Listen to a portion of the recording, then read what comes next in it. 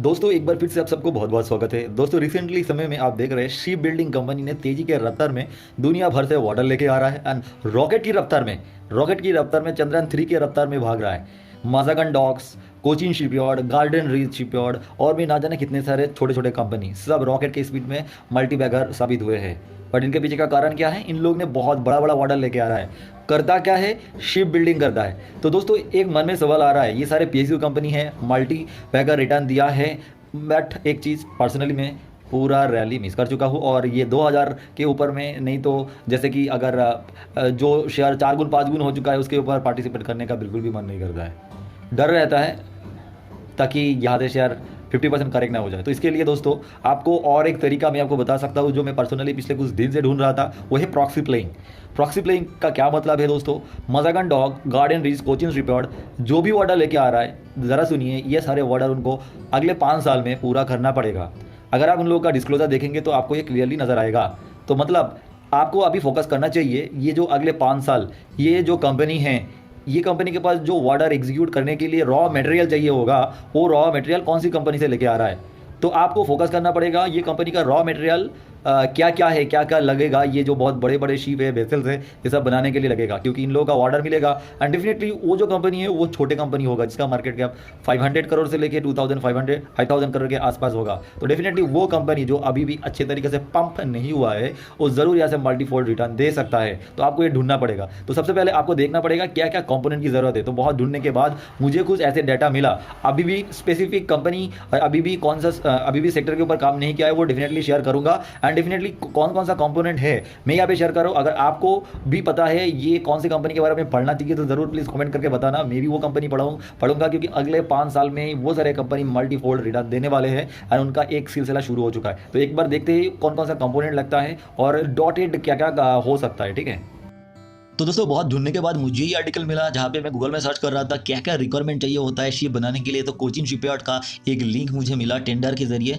तो यहाँ पे नीचे आएंगे तो आप देख सकते हैं क्या क्या यहाँ पे रॉ मटेरियल लगता है। तो पहले चीज़ यहाँ पे देख सकते हैं steel plate of different thickness. बहुत जगह पे ये अच्छे अच्छे थिकनेस वाला मोटा वाला, कोई जगह पे बहुत ही ज़्यादा मोटे की ज़रूरत नहीं है। तो ये कौन कौन सा कंपनी बना सकते हैं। इंपॉर्टेंट यहाँ पे स्टील की बात करें तो सेल हो सकता है, टाटा स्टील हो सकता है, और भी कौन सा कंपनी के साथ टाई अप है वो आपको देखना पड़ेगा। फिर स्टील का डिफरेंट डिफरेंट एंगल की जरूरत पड़ता है। यहाँ पे भी आपको स्टील के सेक्टर में, पाइपिंग के सेक्टर में ढूंढना पड़ेगा।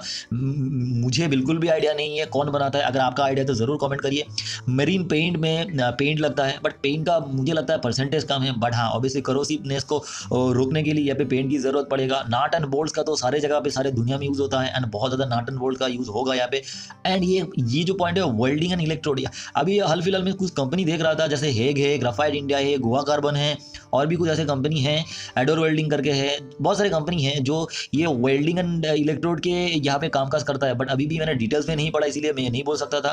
बट अगर आपने पढ़ा है तो ज़रूर कमेंट करिए, क्योंकि साथ मिलकर बड़ा होना है दोस्तों। फिर अगर केबल्स में है तो केबल्स में क्या है, KEI, फिनोलेक्स केबल, पॉलीकैब, ये सारे कंपनी इनके साथ कनेक्टेड है कि नहीं, तो इन लोगों का मार्केट क्लाइंट जो है वो पढ़ के पता कर सकते हैं। पाइपिंग यूज़ होता है, बट पाइप कौन सा पाइप कौन सी कंपनी देता है वो भी आपको देखना पड़ेगा। वाल्व ये भी मुझे नहीं पता कौन सा कंपनी सप्लाई करता है, तो और भी ढूंढना पड़ेगा।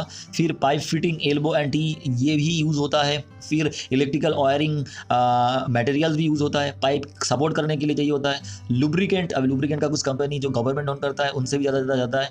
ऑयल में भी यूज़ होता है, ऑयल एंड फिर medicine, uniform cloth, safety items. And 17 में देखिए industrial gases, oxygen and acetylene, ये बहुत ज़्यादा यूज़ होगा। तो ये भी जाने माने कुछ कंपनी केमिकल के साथ जुड़ा हुआ है, वो कंपनी सप्लाई करता होगा, क्योंकि गवर्नमेंट का ऐसे कुछ केमिकल कंपनी के कंपनी तो नहीं है। तो यहाँ पे आपका एक मोनोपोली टाइप नहीं तो डायरेक्ट कनेक्शन हो सकता है, वो कंपनी आपको ढूंढना पड़ेगा। मैं भी ढूंढ रहा हूँ कई दिन से। अगर आप पहले से आइडेंटिफाई कर चुके हैं तो ज़रूर लिस्ट में शेयर कर सकते हैं। बाय द वे यहाँ पे ये जो लुब्रिकेंट कंपनी है ना, ऑयल कंपनी है ना, यहाँ पे एक बहुत बड़ा नाम आ रहा है दोस्तों, इंजीनियरिंग इंडिया।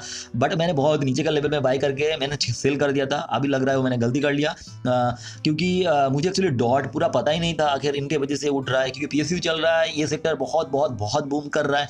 यानी ये सारे लिस्ट है, आप ज़रूर देख सकते हैं। एंड इनके रिलेटेड कोई कंपनी का लिस्ट आपको मिल रहा है, नहीं तो और कोई यूट्यूबर फ्रेंड, कोई भी सोशल मीडिया का कोई गाइस इन्वेस्टर आपको पता है तो ज़रूर शेयर करिएगा, क्योंकि मैं ढूंढ रहा हूँ, क्योंकि ढूंढने में बहुत समय लगेगा। अगर आप जानते तो ज़रूर कमेंट करिएगा। धन्यवाद।